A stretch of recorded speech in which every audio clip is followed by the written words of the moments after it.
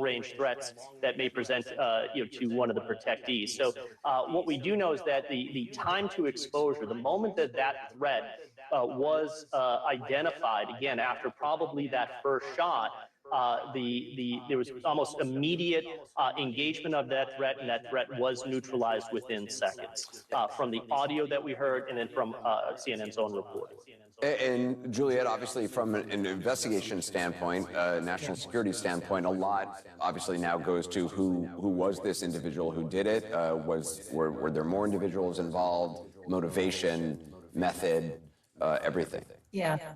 So there's going to be, so I want to be very clear, there'll be two pieces of this. So first is who the individual is and whether he was part of a larger group. And I know there's a lot of politics involved with this, so I'm going to just relate how an investigator would look at this. So there would be, is he a lone individual or was he planning with others? And then they're going to look at his emails, any contacts he had. Look, this is not a random, this is not someone who woke up and thought, I want to shoot at Donald Trump. What the pictures we have seen has shown a person who knew where the security perimeter ended and where he would have a good shot of President Trump.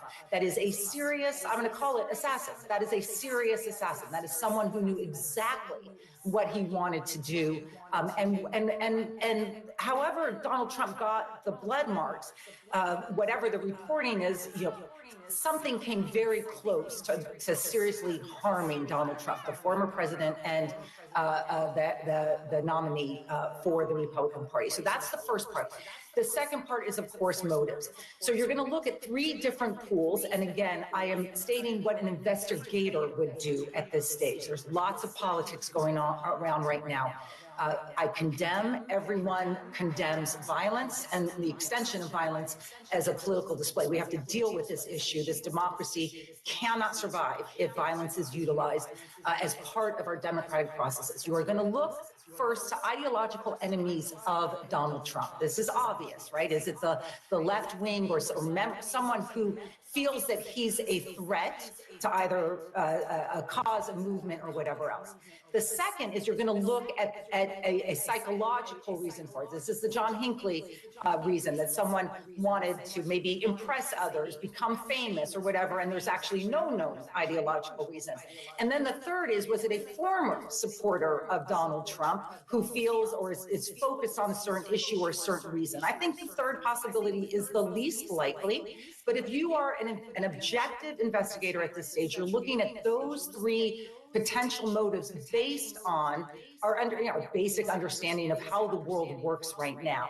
What I want to know at this stage is twofold: is what was the threat environment specifically for this rally? They're always going to be high for Donald Trump rallies, as they are for President Biden rallies. Our threat environment is higher now. We know that, but we've been told by the FBI for a long time that threat was generally right-wing focused. This is me just now narrating reality now, that the threat had come from the right wing. Did the FBI miss left-wing terrorism, if that's what this is, or is it something different? The second thing I want to know is, basically what Jonathan was asking is, how do you miss a roof and a sniper on the roof? I mean, what were the security protocols for a rally like this? It's a fair question to ask.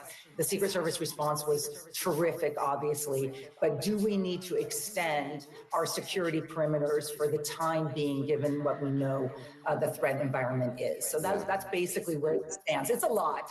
Yeah. CNN national security analyst Juliet Kayyem, former Secret Service agent Jonathan Wackrow. Appreciate it. We'll talk to you throughout the evening. A short time ago, the president offered brief remarks on the shooting from the Delaware shore. CNN's Priscilla Alvarez is at the White House for us. Priscilla, what are you learning?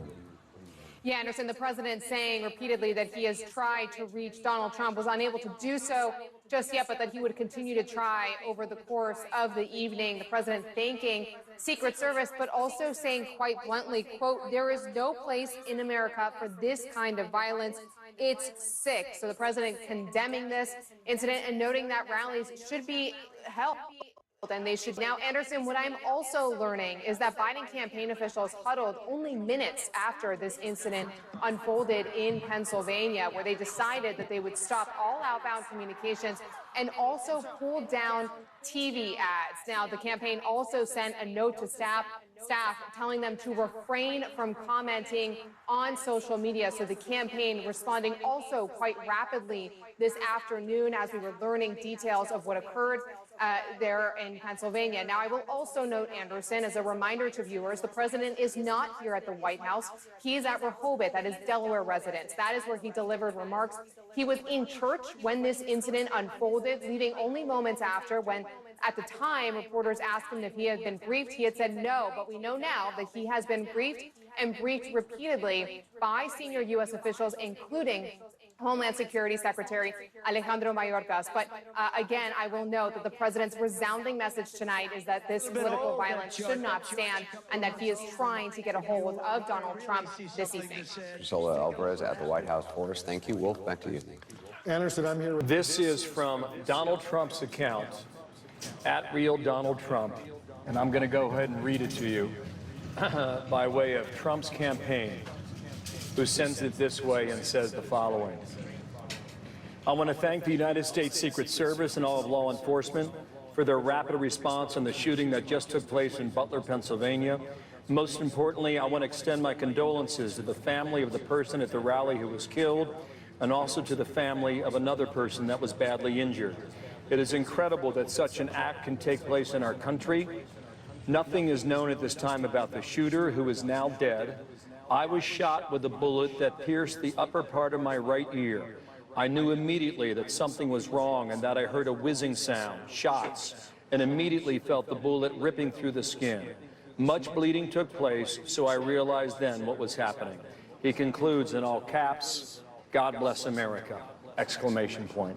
That from Donald Trump at the medical facility now in Pennsylvania. Yeah, and my goodness, you can see, as we saw these photos, you could see his bloodied ear and that blood across his face and his cheek there as well. And one of our guests, Peter Furselli, who was on moments ago, said, based on how, guns and trajectory and sound work, he probably was hit before he even realized the sound of what he was hearing.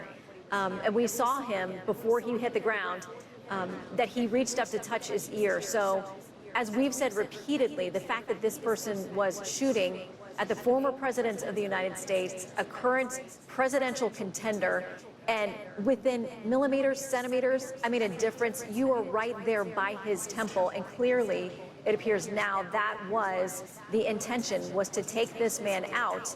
And what a miracle that he was not hit, that it wasn't just even a fraction of a measurement different. And you see him reacting in that moment. Guy Charles.